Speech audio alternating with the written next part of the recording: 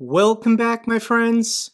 Currently, we're on day 304 of Russia's disastrous invasion of Ukraine, and here are 45 billion reasons why Russia is not going to win this war.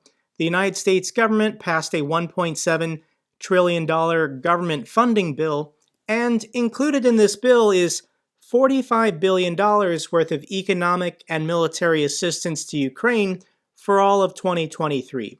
So these military security assistance packages that the United States delivers to Ukraine every week or two, these are going to continue for the rest of 2023.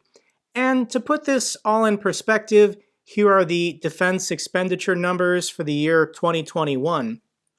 And the United States alone spent $828 billion.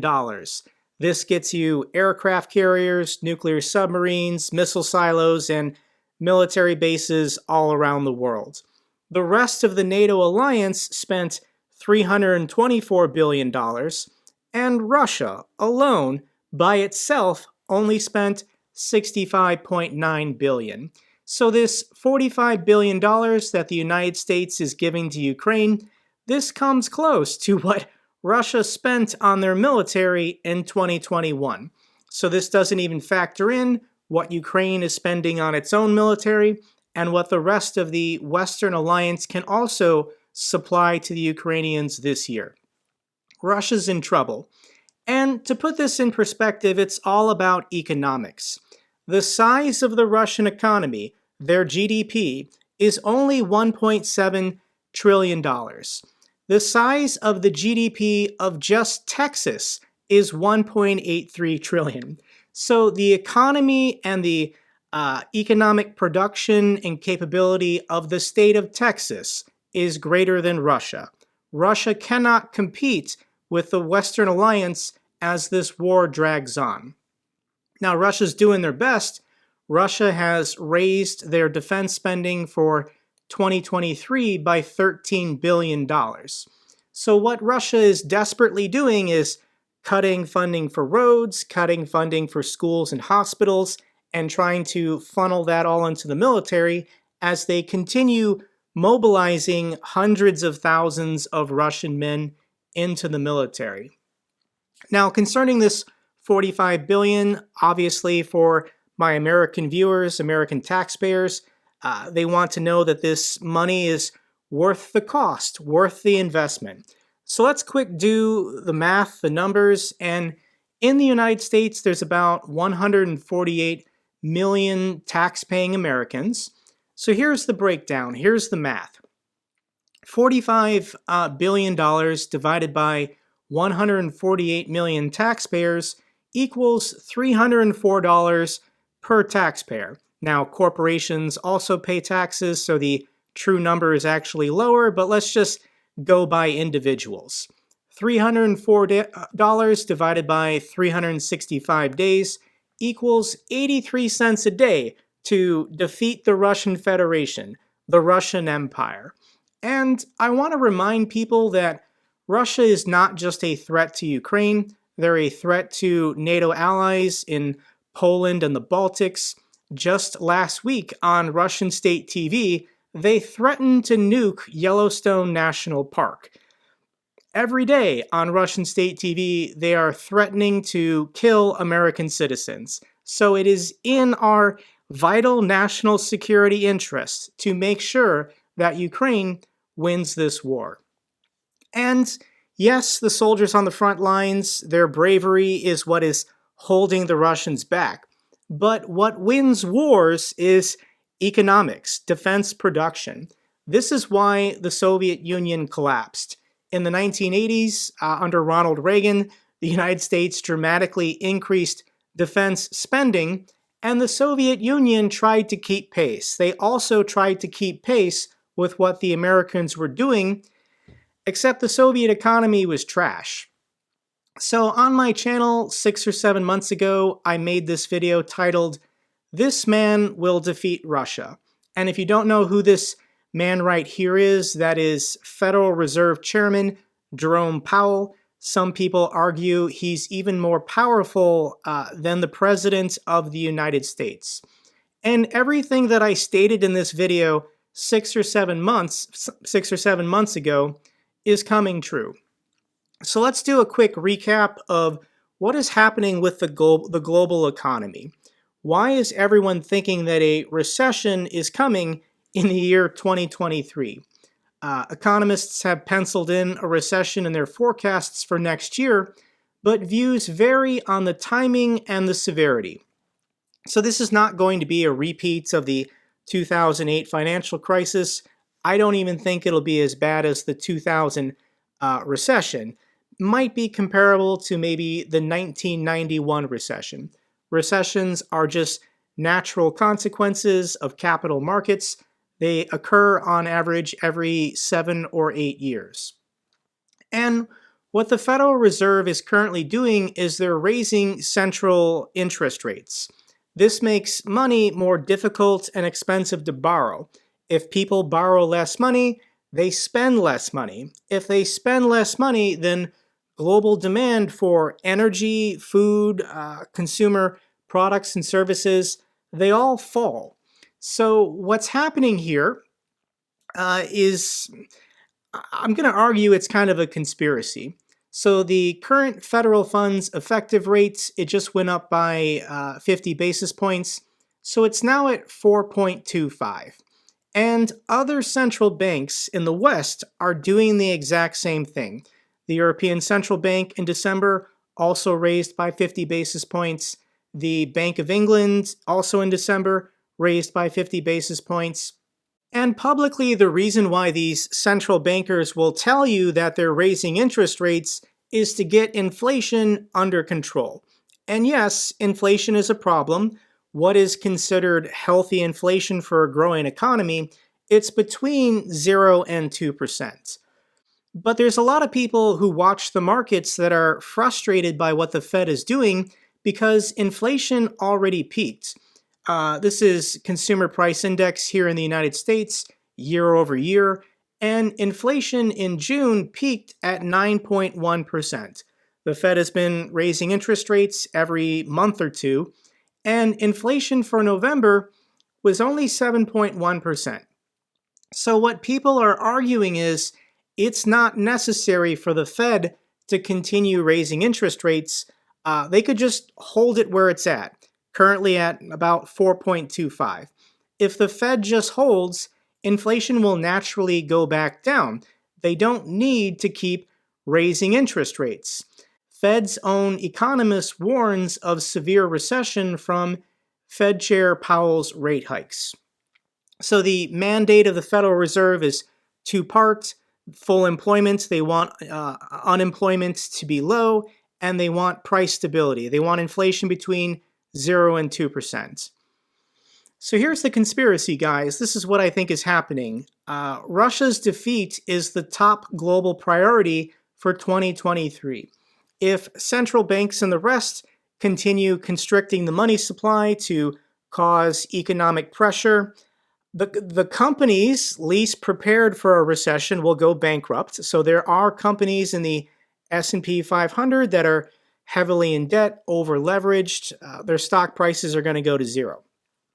And countries least prepared for a recession are also going to go bankrupt. Russia does not have access to the international bond markets. They can't borrow money. They're already deficit spending every month, not bringing in enough tax revenue for what they're spending. In addition, Russia is dependent on their oil and energy exports, and their exports are currently collapsing. Russia's central bank warns of labor shortage following mobilization. Moscow says that over 100,000 IT specialists have left Russia this year. So yes, economic sanctions were very devastating for the Russian economy, but a bigger impact on the Russian economy was mobilization, taking hundreds of thousands of able-bodied men out of the workforce and sending them into the military where they aren't economically producing anything for the Russian economy. On top of that, hundreds of thousands of Russian men have fled the country to avoid mobilization, and many of these Russian men are skilled laborers or educated and capable of finding work in other countries so they don't have to return to Russia. That's their goal until this war is over. So the Russian ruble teeters, tumbles towards the new year. And here is a price comparison between the US dollar and the Russian ruble. Everyone was paying attention to this when the war kicked off on the 24th. And you can see when the number goes up, the Russian ruble loses value. Everybody was focused on this the first 2 weeks when Russia got kicked out of the SWIFT network and all of these economic sanctions were being put on Russia. What then followed is Russia was using their foreign currency reserves of dollars and euros to buy their own currency for cheap in order to stabilize the price. So the Russian ruble actually strengthened through June and July. In addition, Russia also started demanding that oil exports be purchased in rubles, not in US dollars. So the ruble was looking pretty stable up until December of this year. There's not a lot of trade volume. The Central Bank of Russia has been manipulating it. But if we zoom in on the last month, it's gone from about 60 to about 70. It's lost about 15% of its value in a single month. Another reason why is Russian seaborne crude exports are being hit by this oil price cap that was imposed on Russia by the EU, G7, and Australia. So Russia's seaborne crude exports are already down 14% in December, and we can check the real-time price that Vladimir Putin is getting for his oil exports. Here is the price of oil coming out of the Urals, and you can see going back to June, Russia was getting over $100 a barrel for their exports. If we zoom into today, they're getting 55. This is basically half of what they were getting 6 months ago. And you can see what happened when the oil price cap of $60 went into effect in December. Immediately, the price went below $60. So people who can't insure ships, shipping companies that don't want to deal with Russia, it's brought down the bidding of shipping companies still willing to buy Russian oil exports. And miraculously, and I can't 100% explain this, but the price of natural gas in Europe has also come down as global supply chains have shifted to cut Russia out, and once again, as global demand for energy has gone down, the price of natural gas in Europe in the wintertime when a war with Russia is going on, it's now at $82. And this is cheaper than it was going back a year ago. December 2021, it was over $100. So this is very good news for people who need to heat their homes in Europe. The next story we should talk about are all these mysterious fires that keep occurring in Russia. This does have a negative impact on their economy.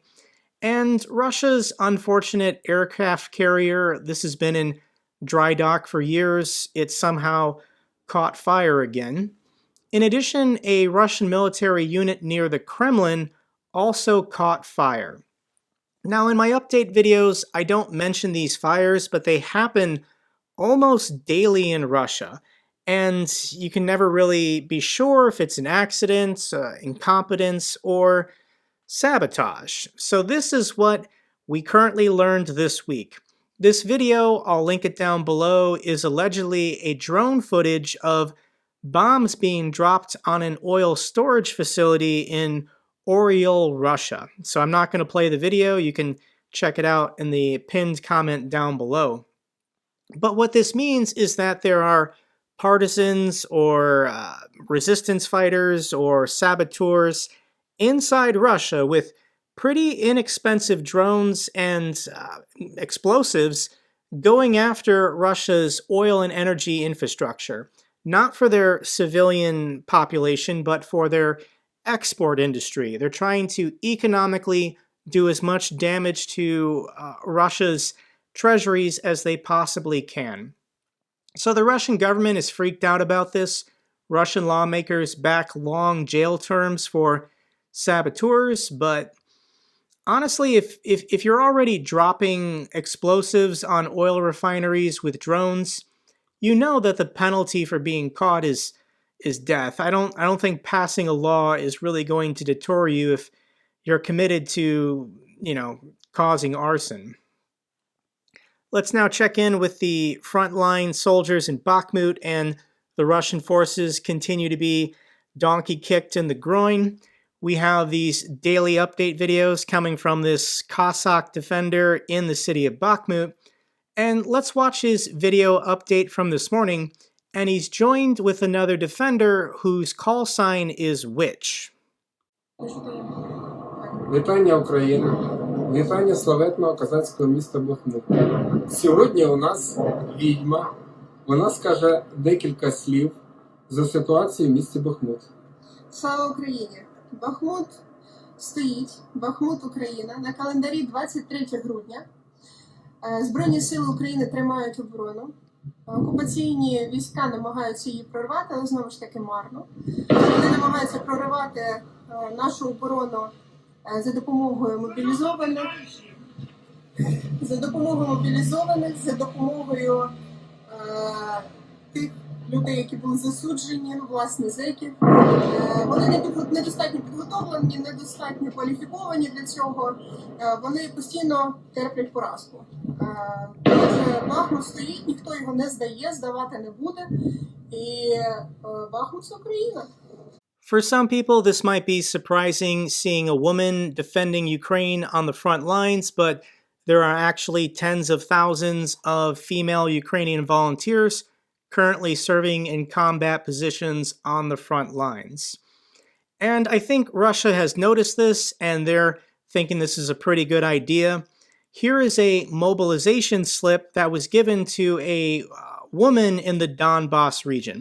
So these are Ukrainian citizens living under Russian military occupation in Donetsk and Luhansk. And you can see from this picture, this woman has now been mobilized into the Russian military. Why is the Russian military all of a sudden now deciding to force mobilize women? And it's because they've already wiped out the entire male population of the Donbass region.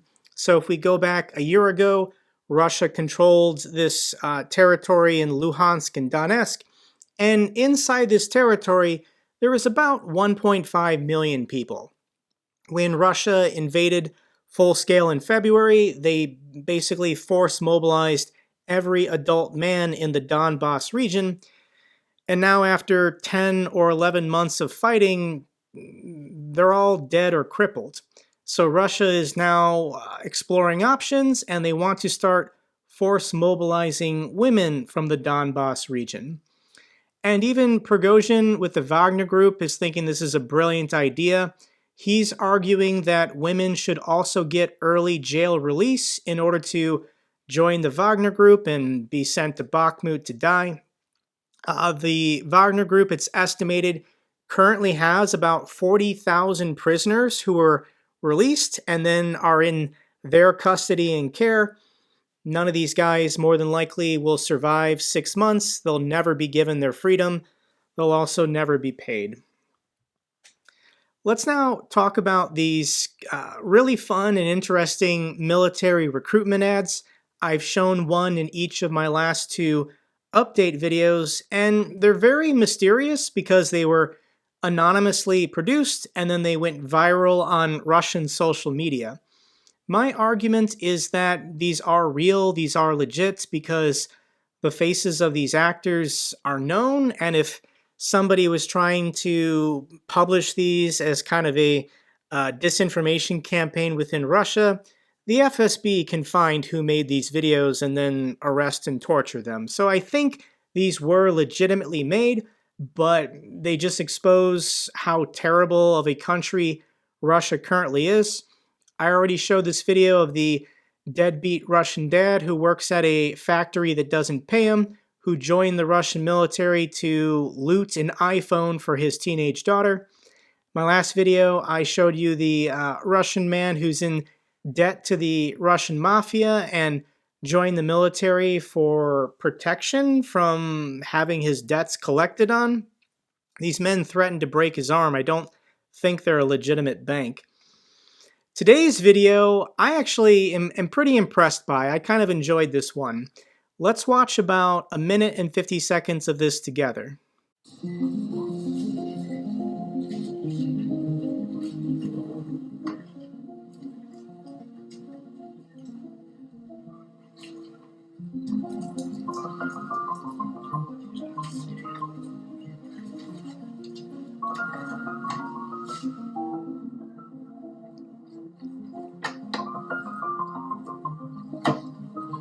Дед, я сфоткал. Что делать? Выставляй на продажу. Хорошо.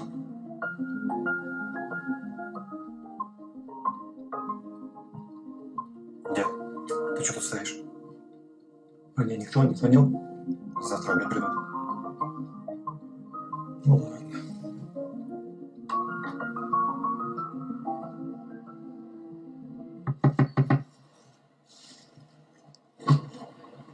Дед, долго еще? Мне вообще-то ехать надо.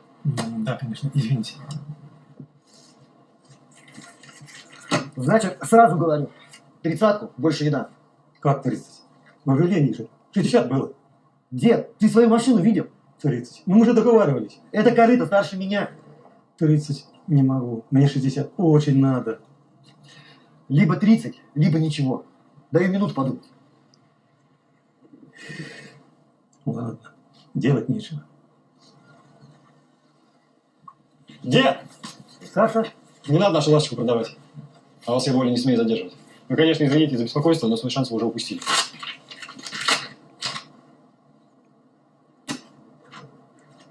Дед, я контракт подписал. Теперь уж точно не попадем. So here's a recap of the video. This old man is so poor he can't even afford to buy hot dogs. So he decides to sell his Russian car, a Lada, for basically next to nothing.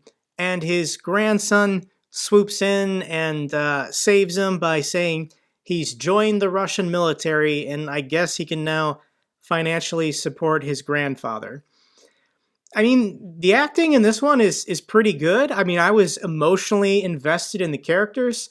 This old man is basically the Russian J.K. Simmons. If I was a big Hollywood producer, I would chuck some money at this. I want to know more about these characters. Final couple stories. The first one is that Victoria Apanasenko is competing in the Miss Universe contest for Ukraine.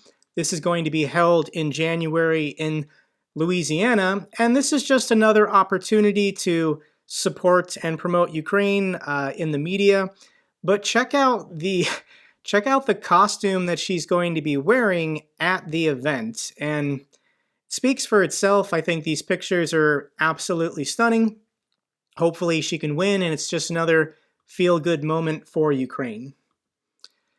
What do you do when you don't have running water or electricity and lights?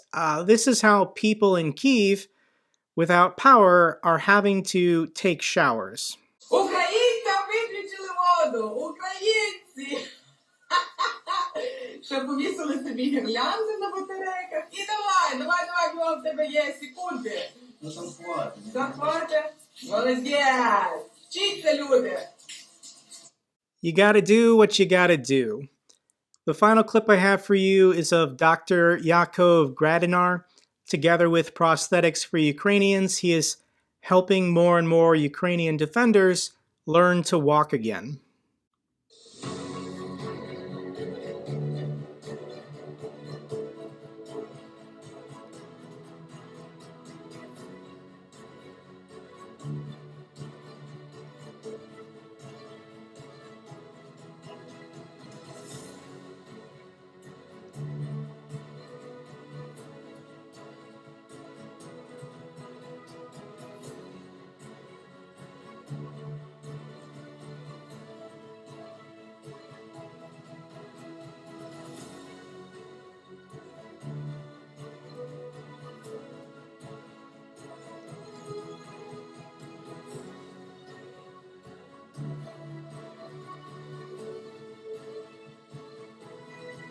That's all for this update video.